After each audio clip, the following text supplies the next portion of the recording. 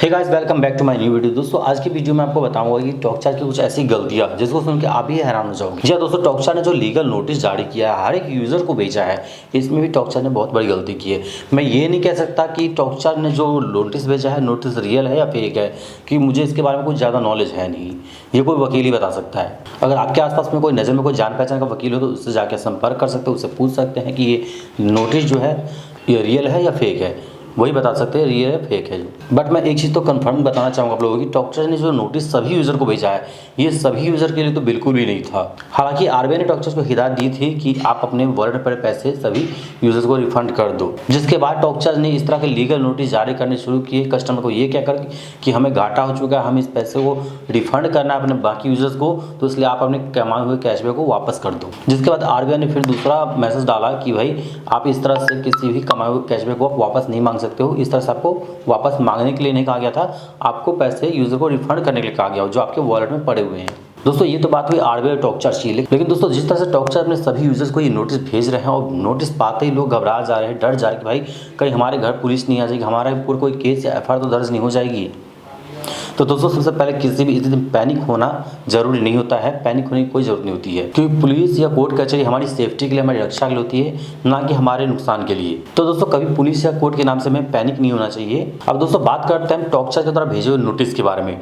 दोस्तों टॉकचार्ज ने नोटिस भेजा उसमें साफ साफ लिखा हुआ है कि हम ये पैसा क्यों मांग रहे हैं। टॉकचार्ज ने जो भी कैशबैक हमें दिए हैं, कैशबैक हमने जो टॉकचार्ज से कमाए हैं वो टॉकचार्ज वापस मांग रही है कि भाई जो आपने कैशबैक हमसे कमाए हैं उसको वापस कर दो। लेकिन आखिर कैशबैक हम क्यों वापस करें, तो इसके बारे में टॉकचार्ज ने कहा है कि आपने जो वॉलेट का पैसा यूज़ किया है ये बिजनेस पर्पज से यूज़ किया है। तो आपको बिजनेस पर्पज यूज़ करने की वजह से आपका जो कैशबैक था, आपके पास में आया हुआ था कैशबैक, ये सब आपको रिफंड करना होगा, वापस हमें लौटाना होगा, और वो भी एक अलग से अकाउंट उसने दिया है, अकाउंट में भेजने के लिए बोला जा रहा है।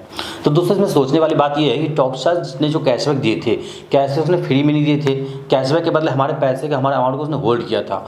और उसके बाद बात आई बिजनेस पर्पज़ के लिए यूज़ के लिए, तो बिजनेस पर्पज़ के लिए जब भी किसी व्यक्ति ने यूज़ किया है उसका 20% कन्वीनियंस फीस उसका कटा है। हमने जब भी बिजनेस पर्पज़ के लिए इसको यूज़ किया तो 20% कन्वीनियंस फीस पे करके यूज़ किया है। तो फिर जब कन्वीनियंस फीस वहाँ हमने पे कर ही दिया तो अब हमें कैशबैक रिफंड करने की क्या जरूरत पड़ती है। अगर हाँ उस टाइम कन्वीनियंस फीस ना लिया होता और उसके बाद बोला जाता कि आपने इसको बिजनेस पर्पज़ से यूज़ किया था इसलिए आपको ये कैशबैक लौटाना है, तो इसमें कुछ बात सोचने वाली थी। और दोस्तों इससे बड़ी बात यह है कि मैंने इस वॉलेट को कभी बिजनेस पर्पज से यूज ही नहीं किया। मैंने महीने में 1 या 2 रिचार्ज या बिल पेमेंट किया, यानी पूरी तरह से मैंने इसको पर्सनली इंडिविजुअली यूज़ किया था। और मेरे पास ऐसा कभी कोई मैसेज भी नहीं आया कि आपने इसको बिजनेस पर्पज से यूज़ किया है, और ना ही मेरे पास कोई कन्वीनियंस फीस कटा, क्योंकि मैंने इसका ज़्यादा इस्तेमाल किया ही नहीं था, मैंने ज़्यादा वैल्यू इसमें डाले नहीं थे।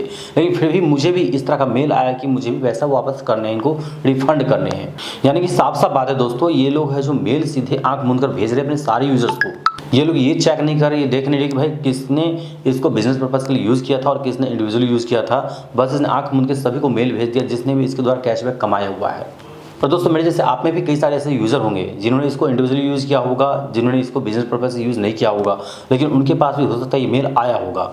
अब ये टॉकचार्ज इस तरह से क्यों कर रहा है, सभी यूज़र को एक ही नज़र से क्यों देख रहा है, ये मुझे नहीं पता, ये टॉकचार्ज वाले ही जानते होंगे। बाकी आप लोगों की क्या राय है दोस्तों इसके बारे में, कि टॉकचार्ज है जो जिसने बिजनेस पर्पज़ से यूज़ किया उसको भी और जिसने इंडिविजुअली यूज़ किया उसको भी एक ही नज़र से देख रही है, दोनों से कैशबैक के वाले अमाउंट वापस मांग रही है। आप लोग क्या सोचते हैं इस बारे में, कमेंट में जरूर बताएं। क्या आप में सारे यूज़र ऐसे ही हैं जिन्होंने बिजनेस पर्पज़ से इसको यूज़ किया था? अगर आप में से भी कोई ऐसा व्यक्ति है जिसका कन्वीनियंस फीस नहीं कटा था तो प्लीज़ कमेंट कीजिए। चलिए दोस्तों मिलते हैं इस तरह के नेक्स्ट वीडियो के साथ, तब तक के लिए जय हिंद दोस्तों।